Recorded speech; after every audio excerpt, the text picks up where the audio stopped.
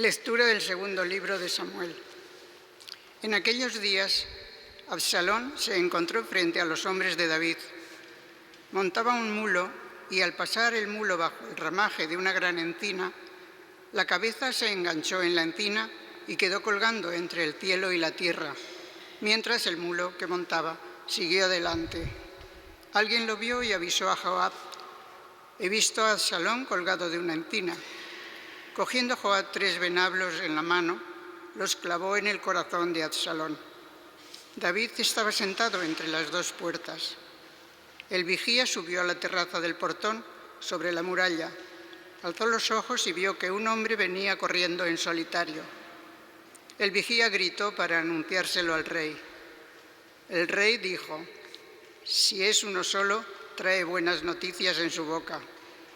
Cuando llegó el cusita dijo: «Reciba una buena noticia al rey, mi señor.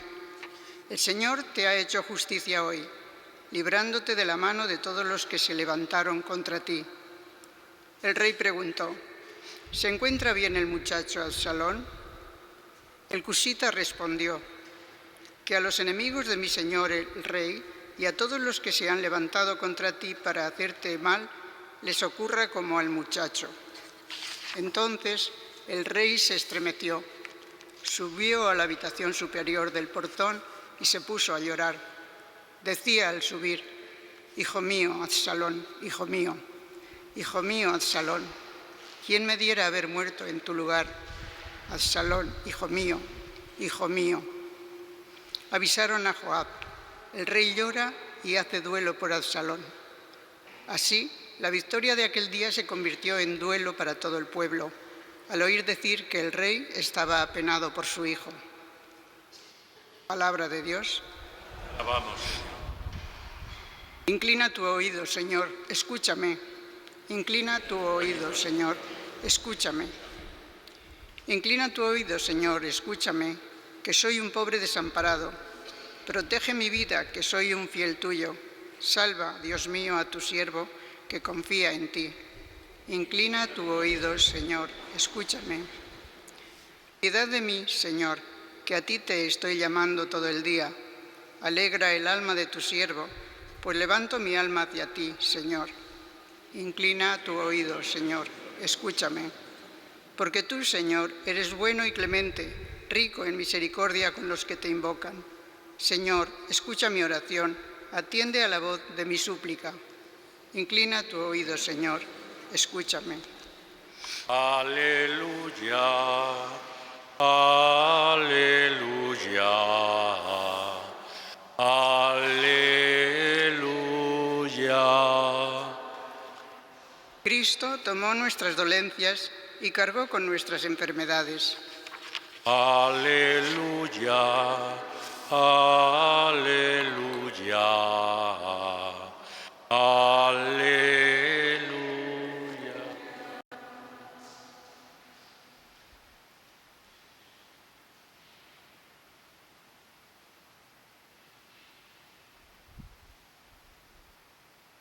El Señor esté con vosotros. Evangelio de nuestro Señor Jesucristo según San Marcos. En aquel tiempo, Jesús atravesó de nuevo en barca a la otra orilla. Se le reunió mucha gente a su alrededor y se quedó junto al mar. Se acercó un jefe de la sinagoga que se llamaba Jairo y al verlo se echó a sus pies rogándole con insistencia: «Mi niña está en las últimas. Ven, impón las manos sobre ella para que se cure y viva». Se fue con él y lo seguía mucha gente que lo apretujaba. Había una mujer que padecía flujos de sangre desde hacía 12 años. Había sufrido mucho a manos de los médicos y se había gastado en eso toda su fortuna, pero en vez de mejorar, se había puesto peor. Oyó hablar de Jesús y acercándose por detrás entre la gente, le tocó el manto, pensando: «Con solo tocarle el manto, curaré». Inmediatamente se secó la fuente de sus hemorragias y notó que su cuerpo estaba curado. Jesús Notando que había salido fuerza de él, se volvió enseguida en medio de la gente y preguntaba: ¿quién me ha tocado el manto? Los discípulos le contestaban: ¿ves cómo te apretuja la gente y preguntas quién me ha tocado? Él seguía mirando alrededor para ver a la que había hecho esto. La mujer se acercó asustada y temblorosa. Al comprender lo que había ocurrido, se le echó a los pies y le confesó toda la verdad. Él le dice: hija, tu fe te ha salvado. Vete en paz y queda curada de tu enfermedad. Todavía estaba hablando cuando llegaron de casa del jefe de la sinagoga para decirle: tu hija se ha muerto, ¿para qué molestar más al maestro? Jesús alcanzó a oír lo que hablaban y le dijo al jefe de la sinagoga: no temas, basta que tengas fe. No permitió que le acompañara nadie más que Pedro, Santiago y Juan, el hermano de Santiago. Llegan a casa del jefe de la sinagoga y encuentra el alboroto de los que lloraban y se lamentaban a gritos, y después de entrar les dijo: ¿qué estrépito y qué lloro son estos? La niña no está muerta, está dormida. Se reían de él. Pero él los echó fuera a todos y con el padre y la madre de la niña y sus acompañantes entró donde estaba la niña, la cogió de la mano y le dijo: Talita cumi, que significa: contigo hablo, niña, levántate. La niña se levantó inmediatamente y echó a andar. Tenía 12 años y quedaron fuera de sí llenos de estupor. Les insistió en que nadie se enterase y les dijo que dieran de comer a la niña. Palabra del Señor. Sentaos un momento.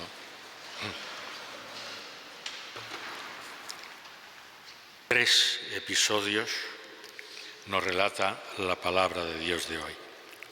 El primero de ellos, en la primera lectura, nos habla de Absalón, que era hijo del rey David, pero que se había rebelado contra él, precisamente para quitarle el trono, y por lo tanto le había declarado la guerra.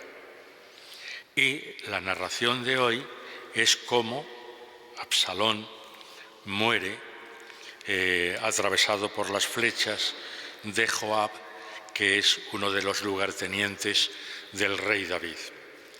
Y entonces, creyendo que han hecho una gran obra al matar a este muchacho, que era todavía un muchacho, el hijo de David, van, digamos que con alegría, a comunicárselo a David.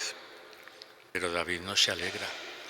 David no se alegra porque primero es su hijo y segundo, David sabe perdonar. Entonces son como esas dos facetas que son las que tenemos que tener en cuenta. Por una parte, David es capaz de perdonar a su enemigo, que en este caso era su hijo, pero era su enemigo a la vez. Es capaz de perdonar a su enemigo, algo que luego Jesús nos va a decir a nosotros los cristianos. No solo que perdonemos a los enemigos, sino que amemos a los enemigos. Y segundo, el sufrimiento y el cariño y el amor manifestado por David sobre su hijo Absalón. Dice, el rey se estremeció, subió a la habitación y se puso a llorar. Decía al subir: hijo mío, Absalón, hijo mío, repite otra vez: ¿quién me diera haber muerto en tu lugar? Es el amor, es su hijo. Y por muy enemigo que sea, por mucho que se haya rebelado contra su padre, no deja de ser su hijo, y David es consciente de ello porque ama, a pesar de todo, ama a su hijo.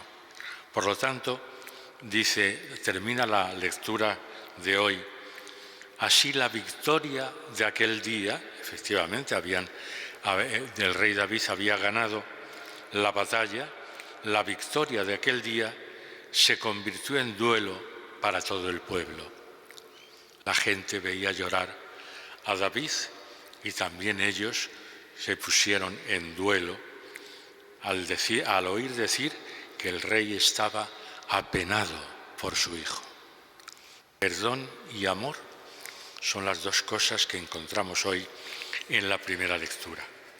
Los otros dos episodios del Evangelio de San Marcos en el fondo nos vienen a hablar de lo mismo.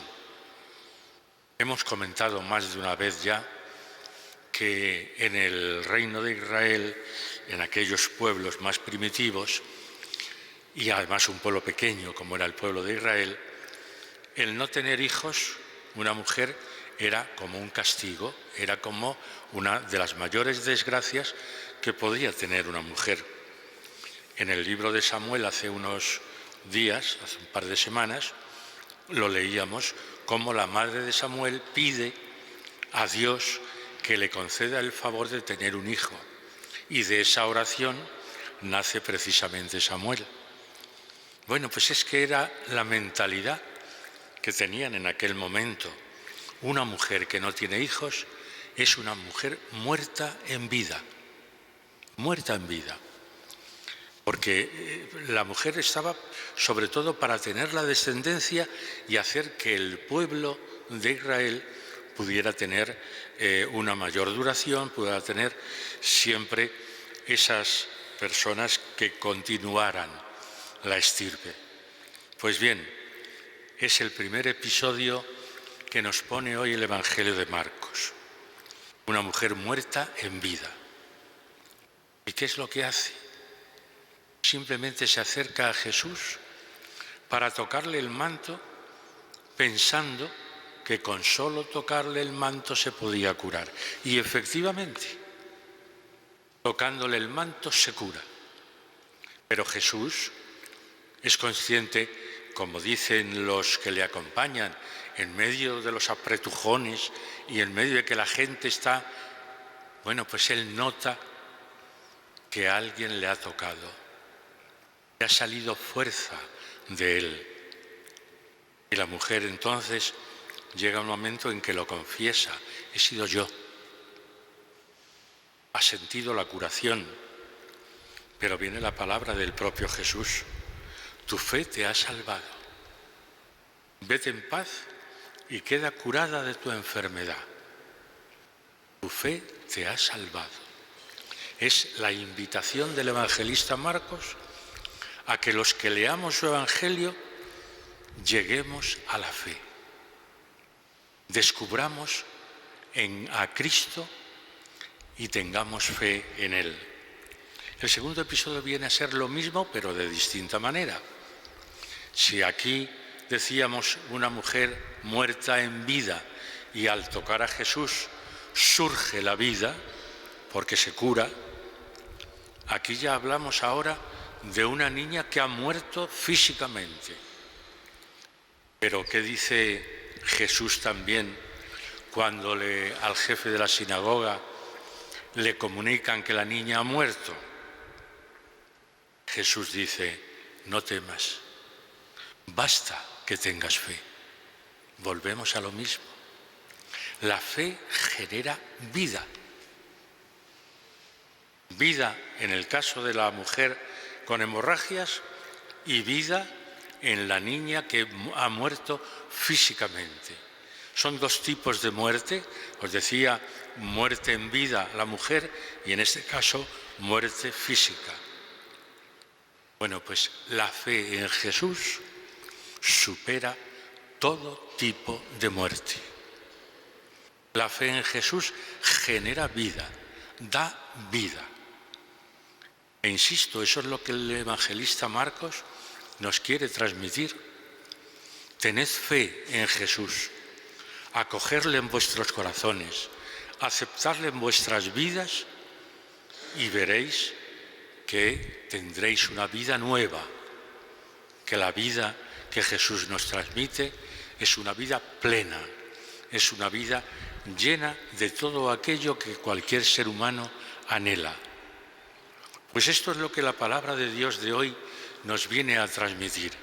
En la primera lectura, el amor al enemigo, el amor y el perdón al enemigo, y en el Evangelio, el encuentro con Jesús, la fe en Jesús, nos hace criaturas nuevas, nos da vida y nos da la plenitud. Pues que ahora, al celebrar la Eucaristía, seamos conscientes de ello, que la palabra de Dios penetre en nuestros corazones y que la participación en la Eucaristía nos dé vida para transmitir esa misma vida a nuestros hermanos.